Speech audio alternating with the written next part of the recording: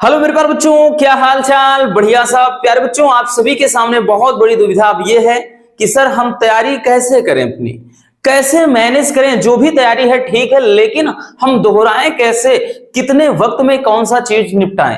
क्योंकि बोर्ड ने काम ही ऐसा किया है कि आपको टेंशन लेना पड़ रहा है।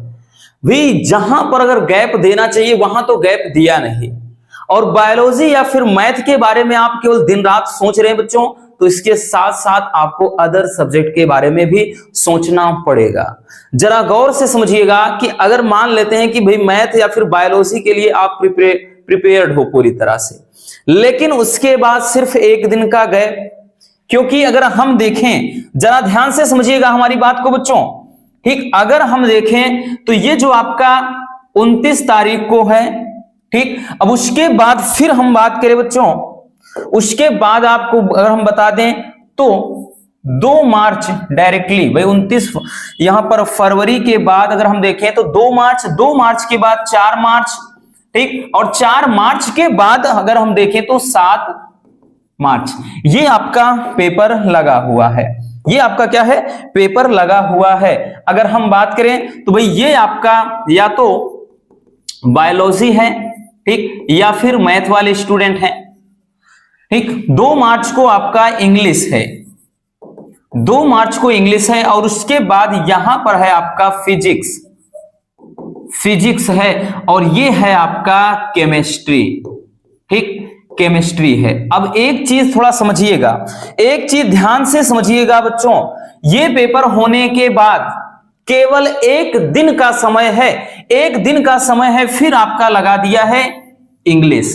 इसलिए बच्चों, अगर आप कितने भी ठीक ठाक स्टूडेंट या कितने भी ब्रिलियंट स्टूडेंट क्यों ना हो, लेकिन अगर आपकी भाई स्ट्रेटेजी नहीं है, कोई भी रणनीति नहीं है, कोई मास्टर प्लान नहीं है आपका, तो आप कुछ भी नहीं कर सकते हैं। हाँ, ये बात और है कि आपने इतना बढ़िया से पढ़ाई किया है, आपने साल भर मेहनत किया है, लेकिन एग्जाम का प्रेशर ही इतना ज्यादा होता है कि महज एक दिन में आप कुछ भी नहीं कर सकते हो। बायोलॉजी या फिर मैथ का पेपर देकर के आओगे, उसके बाद पता चलेगा ठीक है तो बढ़िया है, लेकिन कुछ स्टूडेंट का खराब हो गया तो माइंड एकदम से और खराब रहेगा। फिर उसके भाई वो दिन तो चला गया, फिर आपने शाम को खाया पिया, फिर उस दिन तो वही डिस्टर्ब रहेगा माइंड वैसे ही, या फिर पढ़ाई कर लेते हैं तो अगले दिन के बाद फिर एग्जाम है। तो यूं समझिएगा, आप बचे हुए इसमें जो एक दिन का समय बचता है, अब एक दिन में आप क्या कर सकते हो। इसलिए बच्चों, भले इस समय 8 घंटे 10 घंटे डेली पढ़ना पड़े, पढ़ो, जितना हो सके उतना ज्यादा प्रैक्टिस पर आप फोकस करिए। सारा दिन आप मोबाइल के पीछे मत भागिए। हम ये आपको खुद सजेस्ट कर रहे हैं, भाई भले हम आपको पढ़ाते हैं, लेकिन हम आपको बोल रहे हैं कि जब कोई भी वीडियो आप लेकर के बैठते हो, कोई वीडियो न्यू है आ रही है, कोई भी वीडियो हम आपको अपलोड कर रहे हैं, दे रहे हैं, या फिर अदर चैनल से भी आप जहां पर पढ़ रहे हैं बच्चों, हम कभी कभी कुछ नहीं बोलते हैं कि आप कहां से देख रहे हो, क्या कर रहे हो, नहीं, लेकिन बस उतने समय के लिए वक्त बिताइए, और उसके बाद आपको कम से कम 3 से 4 घंटे सेल्फ स्टडी भी करनी है, यानी खुद से प्रैक्टिस करना है, मेहनत करना है, ये काम आपको करना है, और यही आपको बेनिफिट दिलाएगा आपके पेपर में। तो एक दिन का समय है, जरा आप ही समझिएगा कि एक दिन में भला आप क्या क्या कर सकते हो।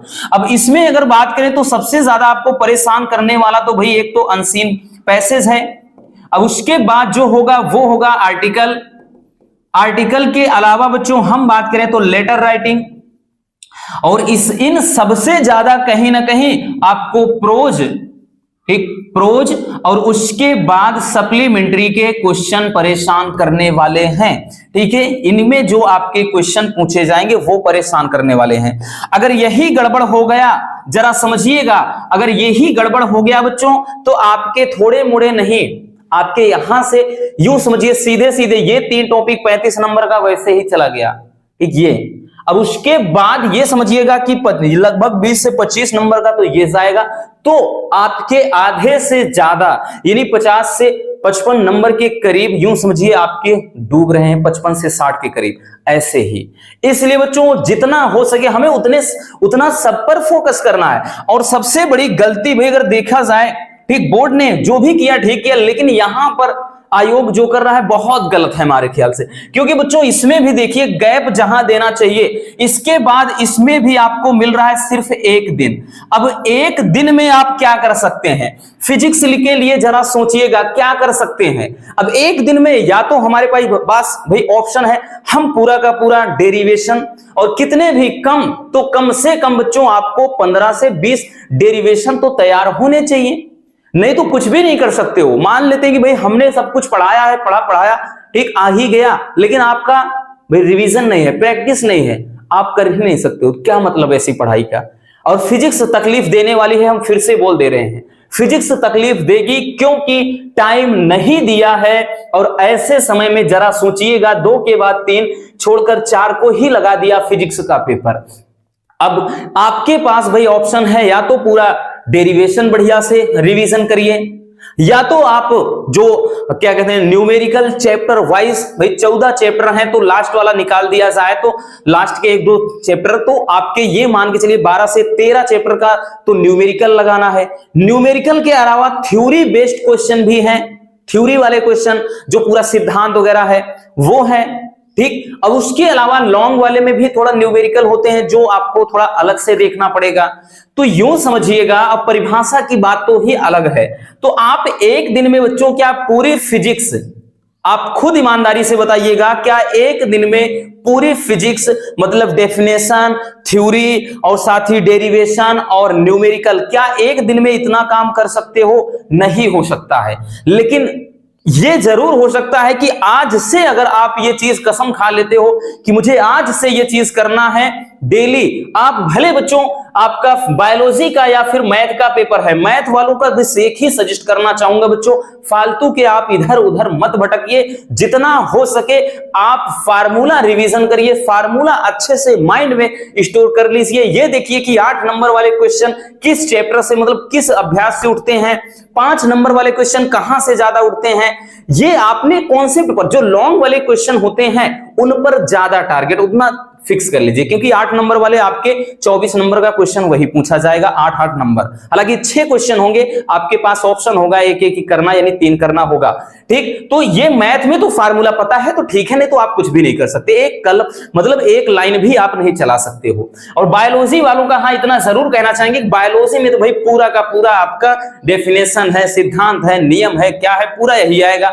तो बायोलॉजी वालों को तो मेहनत करना पड़ेगा, ठीक। लेकिन हम ये भाई कह रहे हैं कि आप इनके साथ साथ आप थोड़ा डेली 1 ही घंटा निकालिए बच्चों, डेली केवल 1 से 1.5 घंटे, अगर भाई 2 घंटे दे देते हैं और भी अच्छी बात है, लेकिन उस वक्त में मतलब उस समय में आपको भी इंग्लिश के बारे में भी सोचना है और फिजिक्स के बारे में भी सोचना है। और फिजिक्स में जितना हो सके अभी पहले डेरिवेशन, डेली आप 2-2, 3-3 डेरिवेशन निपटाइए, एग्जाम आते आते सब डेरिवेशन खत्म हो जाएगा, माइंड से सारा प्रेशर हट जाएगा, फिर रह जाएगा न्यूमेरिकल, ठीक है। उसके बाद जो हमने 1 शॉट करवाया आप एक बार अच्छे से देख लेना, और उसके साथ साथ खुद से आपको सेल्फ स्टडी करना है, ठीक। सेल्फ स्टडी बहुत बड़ी चीज होती है बच्चों, ध्यान देना।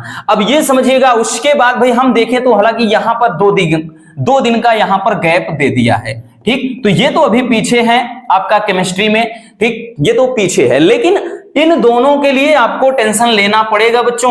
अगर भाई कहते हैं ना कि अगर इसके बारे में डर ना रहा तो आपका पेपर कहीं ना कहीं खराब हो सकता है, इसलिए डरना भी जरूरी है, डरना भी जरूरी है। डेली आपको इन दोनों सब्जेक्ट के लिए, फिजिक्स और इंग्लिश के लिए भी वक्त निकालना पड़ेगा, ठीक। क्योंकि मैथ बात करें तो मैथ बायोलॉजी में हमने बताया ना कि इसके लिए तो समय है, अभी से समय है, 1 दिन 2 दिन 3 दिन में आप अच्छे से देख सकते हो।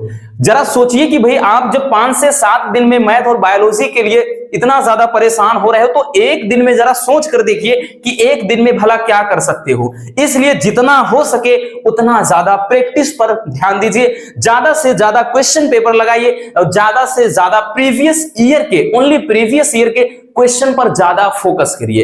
ये काम करना होगा बच्चों, ठीक। नहीं तो आपका ये तो ठीक हो जाएगा, लेकिन आपका इंग्लिश और फिजिक्स ये गड़बड़ हो जाएगा, ठीक। और गड़बड़ होने से कोई रोक नहीं सकता, भले आपने पूरा तैयार किया हो, लेकिन सबसे जरूरी होती है प्रैक्टिस की। कितना भी बड़ा खिलाड़ी क्यों ना हो, महेंद्र सिंह धोनी ही क्यों ना हो, या फिर भाई मास्टर ब्लास्टर सचिन तेंदुलकर ही क्यों ना हो, अगर उनकी प्रैक्टिस नहीं है तो हमेशा उनका भी जो रवैया होगा, उनका परफॉर्मेंस होगा, वो ग्राउंड में जीरो होगा।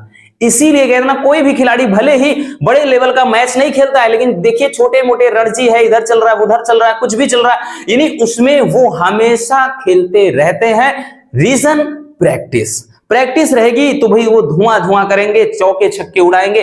वही काम आपको करना है, नहीं तो कुछ भी नहीं कर सकते हो। कितनी भी अच्छी तैयारी क्यों ना हो, कितने भी अच्छे स्टूडेंट आप, कितने भी ब्रिलियंट स्टूडेंट क्यों ना हो, लेकिन अगर आपकी प्रैक्टिस नहीं है तो आप कुछ भी नहीं कर सकते हो। ये मैं दावे के साथ कह रहा हूं। इसलिए बच्चों आप अपने माइंड में ये रख लीजिए, जो टॉपर करते हैं, जो एक अच्छा स्टूडेंट करता है, हमें इसके साथ साथ इन दोनों इंग्लिश और फिजिक्स के बारे में भी सोचना है। डेली 1-1.5 घंटे 2 घंटे अपने को इन पर भी देना पड़ेगा, और तभी बेहतर एग्जाम आपका इन दोनों सब्जेक्ट का होगा। ठीक है, ये माइंडसेट रखना। अब ऐसा मत सोचिएगा भाई एक दिन में क्या कर लोगे, एक दिन में चाहे जो वीडियो देखो, चाहे जो कुछ कर लो, बहुत करोगे 2 4 5 10 8 मतलब 15-20 वीडियो देखोगे, इसके बाद क्या करोगे, नहीं देख सकते, बोर हो जाओगे। इसलिए अभी थोड़ा थोड़ा कछुए की चाल से चलिए, पेपर आते पाते में सब बढ़िया से ये भी तैयार हो जाएगा। बस यही कहना था बच्चों, ये संदेश आपको देना है। मैथ वाले ज्यादा से ज्यादा प्रैक्टिस करें और बायोलॉजी वाले भी ज्यादा से ज्यादा क्वेश्चन को लगाएं। ठीक, ये करना है, चाहे रट्टा मारे चाहे जो करें। मिलते हैं किसी और शानदार वीडियो के साथ। ये आपको बोलना बहुत ही ज्यादा जरूरी था, क्योंकि बच्चे अक्सर भाई तैयारी होती है लेकिन उनका प्लान कुछ नहीं होता है, तो सब कुछ फेल हो जाता है। ये काम आपको नहीं करना, आपके साथ ये ना हो कि भाई पेपर खराब जाए। इसलिए बच्चों हमें भी बहुत ज्यादा टेंशन होती है, पेपर खराब होगा, दुख आपसे ज्यादा हमको होता है। तो ठीक यही कहना था, आप तैयारी बढ़िया से करें बच्चों। बाकी आपके लिए हम लगातार वीडियोस ला ही रहे हैं। मिलते हैं किसी और शानदार टॉपिक के साथ।